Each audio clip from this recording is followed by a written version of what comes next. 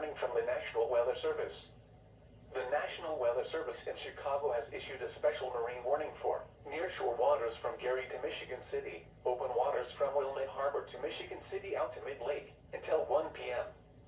At 12:07 p.m., a lake-effect snowband capable of producing waterspouts was located near Marina Shores at Dune Harbor, or near Indiana Harbor, moving south at 25 knots.